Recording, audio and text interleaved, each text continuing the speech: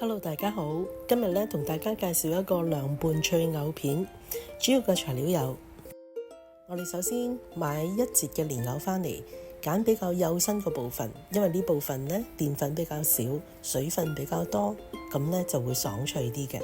我哋就將佢洗乾淨，披晒啲皮之後，就切成薄片，好似而家呢個厚度就啱噶啦。切好晒之後，跟住我哋就將佢放入清水裡面去浸洗下，將大部分嘅澱粉咧都將佢洗走，大約換水咧換2至3次就可以啦。跟住煲滾熱水，加入鹽同埋白醋，然後跟住就煮呢啲藕片，大約6分鐘。最主要記得要加埋白醋啊，咁樣呢啲藕片就會爽脆好多啦。撈翻上嚟之後，我哋就將佢擺喺冰水裡面去浸。浸軟咗之後，跟住咧擺喺旁邊備用。我哋就校定個調味汁料啦。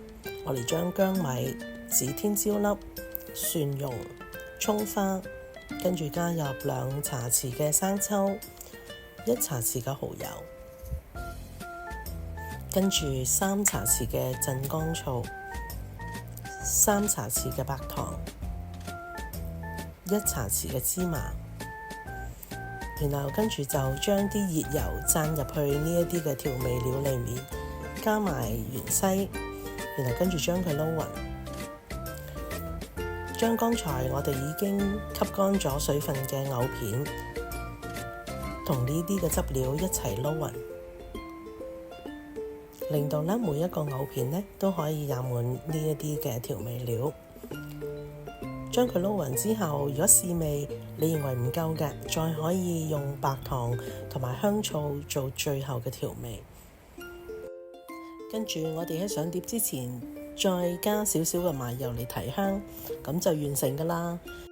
呢個冷盤係咪好容易做呢？其實除咗藕片之外，仲可以攞嚟做拍青瓜或者筍絲，都係咁適合嘅。你哋都試下，最重要嘅幫我手分享俾多啲嘅朋友，一齊追蹤我專頁啦！多謝你哋支持，拜拜。